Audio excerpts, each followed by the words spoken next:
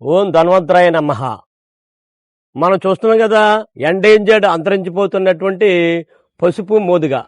ఈ పసుపు మోదుగని మనం బంగారం వజ్ర వైడూర్యాల కంటే అద్భుతమైనటువంటి మూలిక సంజీవని వంటి మూలిక మోదుగ చెట్లు అనుకున్నాం. మోదుగ చెట్లలో తెల్ల మోదుగ కూడా మనం చేయబోతున్నాం.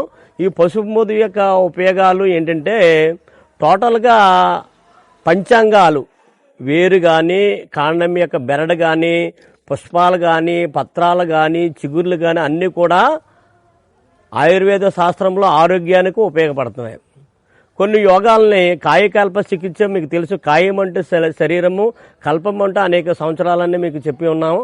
అయితే కాయకల్ప చికిత్సలో మోదిక కల్పము చెప్పే ముందు ఏంటంటే దీని విత్తనాలు ఒకసారి పరిశీలన చేయండి, ఎలా విత్తనం ఎలా వస్తుందో. ఈ విత్తనము వర్ష సూచిక.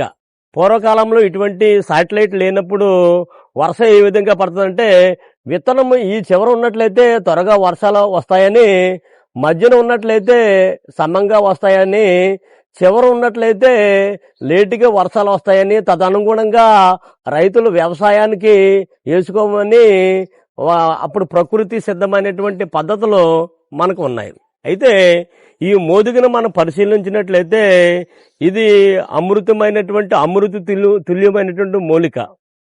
ఈ రసవాదంలో కూడా బంగారాన్ని తయారు చేసే విధానాలు పూర్వకాలంలో ఆచార్య నాగార్జున వంటి శాస్త్రవేత్తలు, ఋషులు, మునులు చేసినటువంటి చారిత్రక సంబంధమైనటువంటి ఆధారాలు మనకు కొన్ని పుస్తకాల్లో, గ్రంథాల్లో మనకు కనిపిస్తూ ఉంటాయి. రసవాదం, రసాలు, పాషాణాలు విధానాలు వేరు. ఇది మూలికవాదంలో ఈ బంగారం తయారు చేసే ప్రక్రియలో ఈ మోదుగ చెట్లను ఎక్కువ ఉపయోగించడం వల్ల ఆ జాతి అనేది అంతరించిపోయింది. దేశంలోనే తెల్ల మోదుగ అనేది లేకుండా పోయింది. అయితే ఇది పసుపు మోదుగ. ఈ మోదుగ విషయానికి వచ్చినట్లయితే కాయకల్పము. కాయకల్పంలో మనం అనేక పద్ధతులు ఉన్నాయి.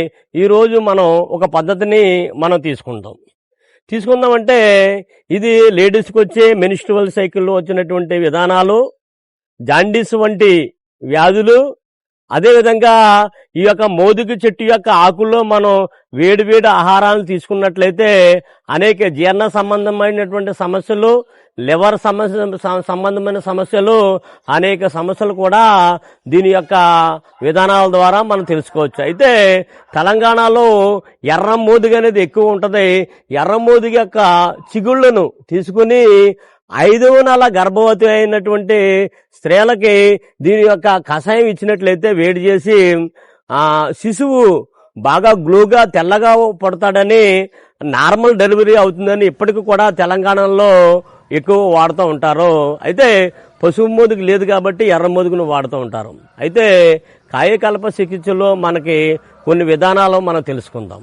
ఏంటంటే ఈ యొక్క అంటే ఎర్ర మోదుగ కానీ, రేరుగా దొరికే తెల్ల మోదుగ కానీ ఎండించినటువంటి పుష్పాలని 1/2 kg తీసుకుని దాన్ని శుభ్రంగా చూసుకుని పౌడర్ కొట్టి దానికి 250 గ్రాములు తేనె తీసుకుని 100 గ్రాములు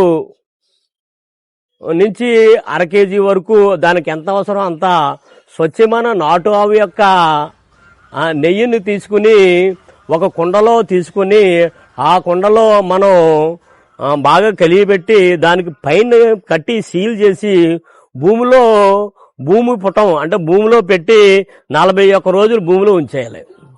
41 రోజు తర్వాత ఒక మంచి శుభదినాన్ని, మంచి ముహూర్తం తీసుకుని దాన్ని తీసి శుభ్రపరుచుకుని ఉదయం 5 గ్రాములు, సాయంత్రం 5 గ్రాములు ఔషధాన్ని లేహేలు సేవించినట్లయితే ఎటువంటి రోగాలు, ఎటువంటి వ్యాధులు రాకుండా మన శరీరంలో నుండి అవయవాలు మంచి పటుత్వంతో ఉండి ఎక్కువ రోజులు జీవిస్తారని మనకి శాస్త్రాలు చెప్పి ఉన్నాయి.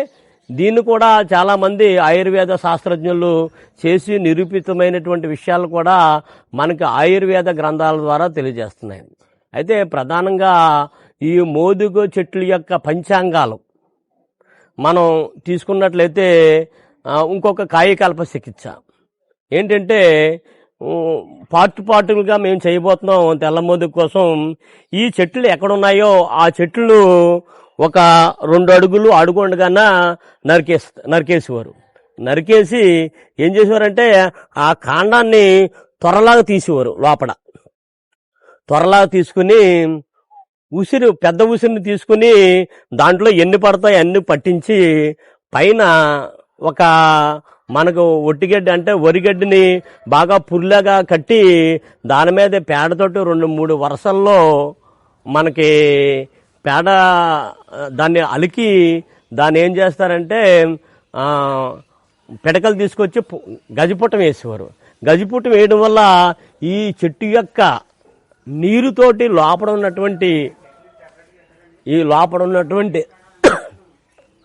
యొక్క ఉసిరికాయలు ఉడికి అలా ఉంచేస్తే ఆ యొక్క అలా తయారైనటువంటి ఉసిరికాయలని తీసుకుని మనకు రోజుకొకటి మనం సేవించినట్లయితే మరి కాయకల్పం అయ్యి శరీరం వజ్రతుల్యం అవుతుందని మనకి శాస్త్రాలు చెప్పాయి.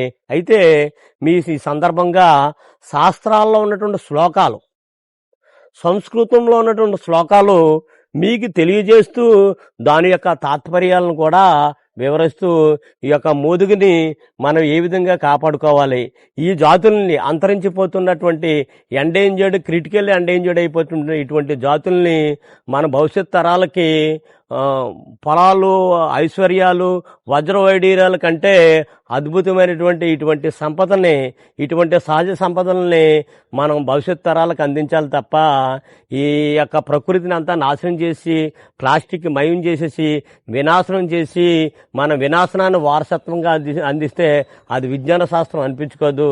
ప్రకృతిలో ఉన్నటువంటి ఔషధాలని మనం చక్కగా మన భవిష్యత్ తరాలకు అందించినట్లయితే అదే ఆరోగ్య భారతంగా అవుతుంది. లేకపోతే అనారోగ్య భారతం అవడానికి భారతదేశం సిద్ధపడుతుంది. ఎందువల్లంటే ఆందోళన కలిగిస్తుంది. ఇటువంటి మూలికలు మనం కోల్పోవడం వల్ల ప్రతి ఇంట్లోనూ ఒక షుగర్ పేషెంట్లు, ఒక బీపీ పేషెంట్లు, రకరకాల రోగాలతోటి మన ఆరోగ్యవంతంగా ఉండేటువంటి భారతదేశం ఈరోజు అనారోగ్యంగా అయిపోవడం అనేది చాలా ఆందోళనకు గురి చేస్తుంది. కాబట్టి ప్రతి ఒక్కళ్ళు కూడా ఇటువంటి అరుదైన జాతుల యొక్క విత్తనాలు సేకరించి విరిగా మీ పొలాల్లోనూ మీ ఇంటి దగ్గర నాటి ప్రకృతి సంపదని, ఆయుర్వేద సంపదని భవిష్యత్ తరాలకు అందిస్తారని కోరుకుంటున్నాను.